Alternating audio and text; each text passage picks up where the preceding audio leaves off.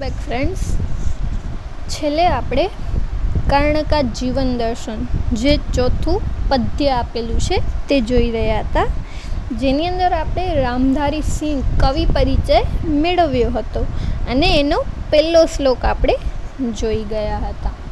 આજે આપણે એનો બીજો શ્લોક જોઈશું. પહેલા શ્લોકની અંદર જ્યારે શ્રી કૃષ્ણ કર્ણને મનાવવા જાય છે ત્યારે કર્ણ ના પાડે છે કે મને કોઈ ધન દોલત અથવા તો સંસારના સુખની કોઈ પણ જરૂર છે નહીં, મને મારા જાતની પણ કોઈ ચિંતા છે નહીં. હું તો ફક્ત એટલું જ ઈચ્છું છું કે મારા હાથોથી આ જે દાનની પવિત્ર નદી છે એ હંમેશા વહેતી જ રહે અને નિર્ધનો જે ગરીબ છે એમને હંમેશા ખુશ સુખી કરતી રહે. આ આપણે પહેલા શ્લોકમાં જોયું હતું, પહેલા પદમાં જોયું હતું. હવે આગળ જોઈએ તો કહે છે, તુચ્છ હૈ રાજ્ય ક્યા હૈ કેશવ, પાતા ક્યા નર કર પ્રાપ્ત વિભવ, ચિંતા પ્રભુત અત્યલ્પ હાસ, कुछ चाकचिक्य कुछ क्षण विलास, पर वह भी यही गंवाना है, कुछ साथ नहीं ले जाना है. કહે છે કે હે કેશવ, કર્ણ જ કૃષ્ણને કહે છે કે હે કેશવ, તુચ્છ હૈ રાજ્ય ક્યા હૈ.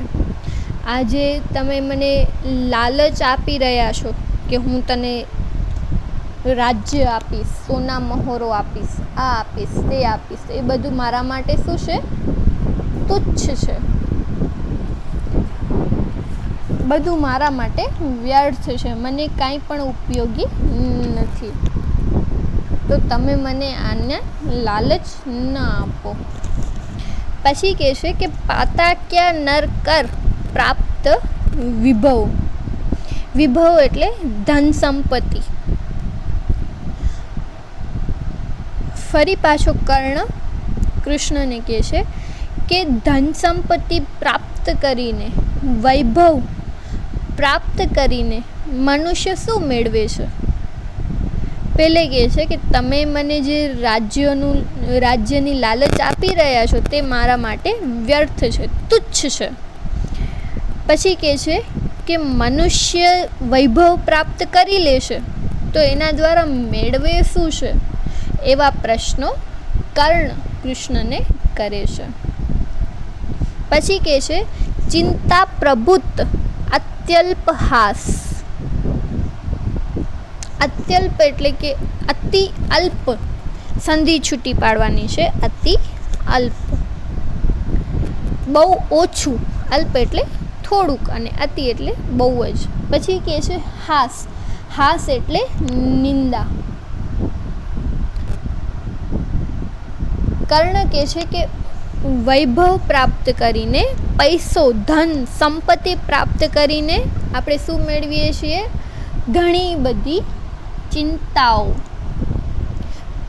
પ્રભુત એટલે ઘણી બધી, પુષ્કળ, અધિક, વધારે પડતી. તો કર્ણ કૃષ્ણને કહે છે કે આ બધું જ વૈભવ પ્રાપ્ત કરીને, પહેલા પ્રશ્ન પૂછે છે કે વૈભવ પ્રાપ્ત કરીને મનુષ્ય શું મેળવે છે? પછી કહે છે કે વૈભવ પ્રાપ્ત કરીને મનુષ્ય ઘણી બધી ચિંતાઓ પ્રાપ્ત કરે છે. કુછ ચાકચિક્ય કુછ ક્ષણ વિલાસ. ચાકચિક્ય એટલે કે જેની જે ચમક હોય છે, કેટલીક આપણે ચમક પણ મેળવતા હોઈએ છીએ. પછી કહે છે કુછ ક્ષણ વિલાસ એટલે કે ક્ષણ એટલે થોડા સમય માટે. કર્ણ કહે છે કે થોડી ઘણી ખુશી આપણે મેળવીએ છીએ અને એની સાથે સાથે થોડી ઘણી ચમક દમક પણ આપણે મેળવી શકીએ છીએ. પર વહ ભી યહી ગવાના હૈ, કુછ સાથ નહીં લે જાના હૈ.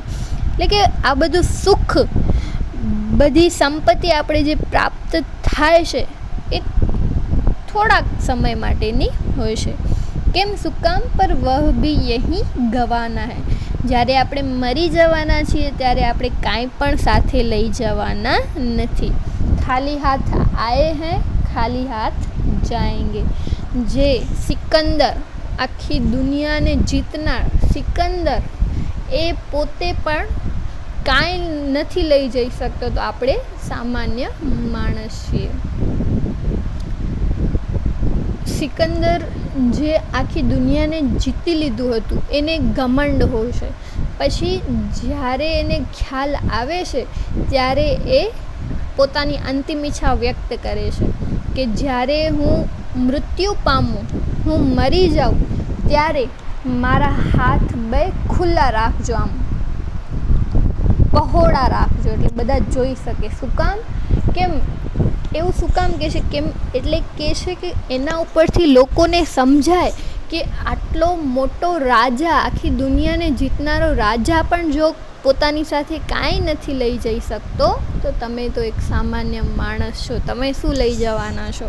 એટલે કર્ણ કહે છે કે આ બધું જે તમે મને રાજ્ય આપશો, સુખભોગ આપશો, વૈભવ આપશો, આ બધું તો થોડાક ક્ષણો માટેનું છે, થોડીક પળો માટેનું છે. બધું સુખ, રાજ્યો, વૈભવ, બધું આ બધું તો અહીં જ મૂકી જવાનું છે.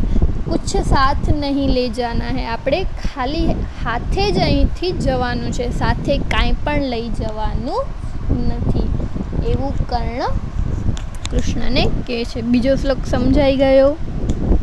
પછી આગળ ત્રીજા શ્લોકમાં કહે છે, मुझसे मनुष्य जो होते हैं कंचन का भार न ढोते हैं, पाते हैं धन बिखराने को, लाते हैं रतन लुटाने को. કર્ણ ફરી પાછો શ્રી કૃષ્ણને કહે છે કે જે લોકો સોનાનો ભાર સહન નથી કરી શકતા, મુझसे મનુષ્ય જો હોતે હૈ, મારા જેવા જે કોઈ પણ મનુષ્યો છે, તો એ મનુષ્યો શું કરે છે? કંચન કા ભાર ન ધોતે હૈ. કંચન એટલે સોનું, સોનાનો ભાર પણ સહન કરી શકતા નથી. पाते हैं धन बिखराने को, लाते हैं रतन लुटाने को. હવે એ બધા જ લોકો ધન મેળવે છે, સુખ વૈભવમાં જીવન વિતાવતા નથી. તેઓ શું કરે છે? લોકોમાં જ વેચી દેવા માટે ધન પ્રાપ્ત કરે છે. પાતે હૈ ધન બિખરાને કો, એટલે કે વહેંચવા માટે, જે લોકોને જરૂર હોય એ લોકોને ધન આપવા માટે જ ધન મેળવે છે. લાતે હૈ રતન લૂંટાને કો. રતન મોંઘા ઘરેણાઓ, એ બધા પણ જે કિંમતી ઘરેણાઓ છે એ બધું લોકોમાં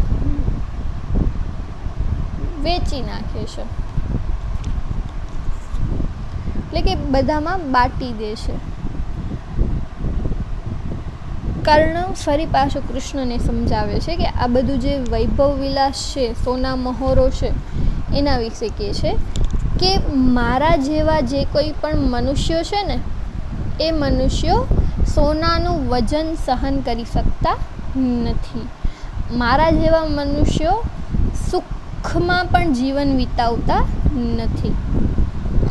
મુझसे મનુષ્ય જો હોતે, મારા જેવા જે કોઈ પણ મનુષ્યો છે ને, એ કંચન કા ભાર ન ઢોતે હૈ, સોનાનું વજન પણ ભાર પણ સહન કરી શકતા નથી, એમનાથી એ પણ સહન નથી થતું.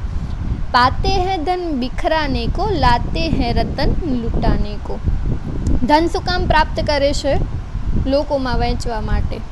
લાતે હૈ રતન લૂંટાને કો. બહુમૂલ્ય કિંમતી ઘરેણાઓ છે, એ પણ બહુમૂલ્ય વસ્તુઓ પણ લોકોમાં વેચી દેવા માટે જ હોય છે. એટલે મારા માટે આ બધું શું છે?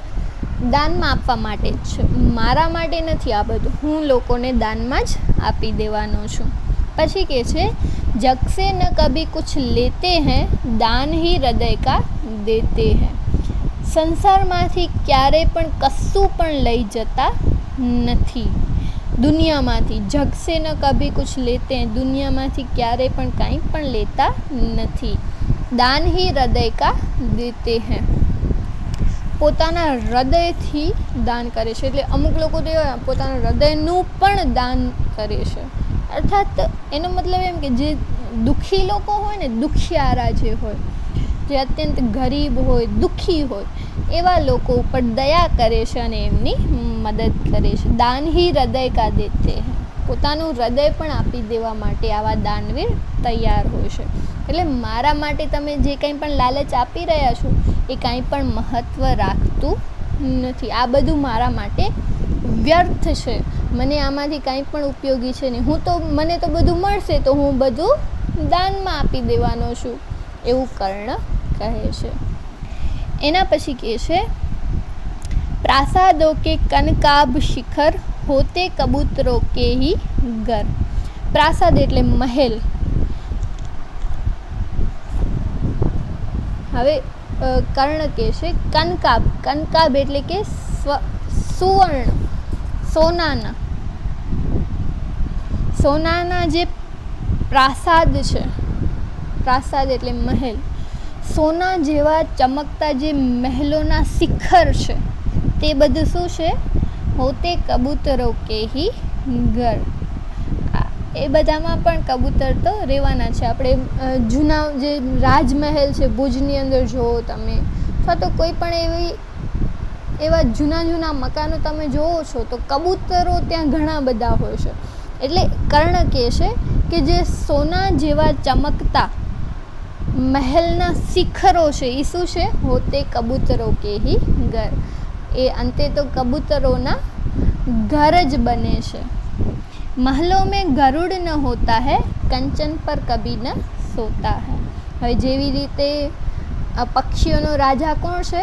ગરુડ. તો ગરુડને તમે ક્યારે મહેલમાં રહેતો જોયો છે? ના, મહેલમાં કોણ રહે છે? કબૂતર રહે છે. આવા સોના જેવા ચમકતા મહેલો કબૂતરોનું ઘર બને છે. જે પક્ષીઓનો રાજા છે એના ઘર બનતા નથી. ગરુડ જે પક્ષી છે એ કદી મહેલમાં રહેતા નથી. અને જે રાજા કહેવાય છે ગરુડ, તો એ કંચન પર કભી ન સોતા હૈ, ના તો તે ક્યારે સોનાની પથારી ઉપર સૂવે છે. જે સાવ એવું શાંતિ પ્રિય પ્રાણી છે કબૂતર, એ ક્યાં રહે છે? મહેલોમાં. અને જે રાજા જેવું પ્રાણી છે ગરુડ, એ તો મહેલમાં રહેતો પણ નથી.